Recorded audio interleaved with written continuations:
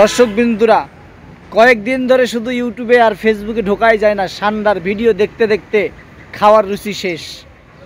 অনেক যুবক তো বাংলাদেশে সৌদি আরবের সান্ডা মনে কইরা গুইসাপ খাইয়ে ফেলছে।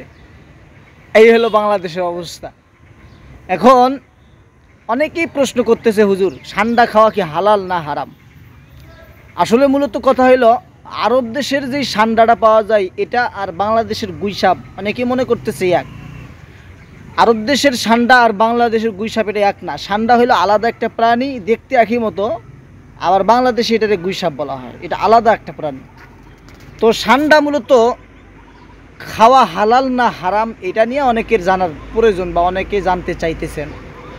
আসলে বিষয়টা হলো, রসুল করিম সাল্লাল্লাহু আলাইহি ওয়াসাল্লাম একবার সাহাবায়ে কেরামদেরকে নিয়ে কোনো এক মজলিসে খাবার খাইতেছেন।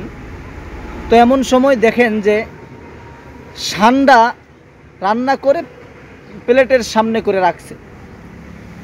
তো রসুল করিম সাল্লাল্লাহু আলাইহি ওয়াসাল্লাম ওখানে হাত দিলেন, দেওয়ার পরে বললেন যে এটি কী? পরে বললেন যে এটা সান্ডা। তখন রসুল করিম সাল্লাল্লাহু আলাইহি ওয়াসাল্লাম ওখান থেকে হাতটা উঠিয়ে নিলেন, খাইলেন না। তো সাহাবায়ে কেরাম জিজ্ঞেস করলেন, ইয়া রাসূলুল্লাহ সাল্লাল্লাহু আলাইহি ওয়াসাল্লাম, সান্ডা খাওয়া কি হারাম?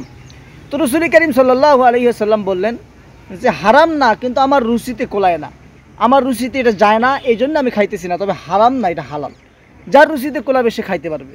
মূলত হাদিসটা হলো এটাই, যে এটা হারাম না হালাল ঠিক আছে, কিন্তু যার রুচিতে কোলাবে সে খাইতে পারবে। সম্মানিত দর্শক, এই জন্যে আমরা প্রতিনিয়ত এরকম নিত্য নতুন আপনাদের অজানা বিষয়গুলো জানার জন্য আমরা এই চ্যানেলটি খুলছি। আরবি শিক্ষা, এরপরে বিভিন্ন কিছু আমরা এই চ্যানেলে দিয়ে থাকি। আপনারা চ্যানেলটি সাবস্ক্রাইব করতে পারেন, আর এই চ্যানেলটি ভিডিওগুলোতে একটু লাইক দিবেন, যাতে করে ইসলাম প্রচার হয়। ধন্যবাদ।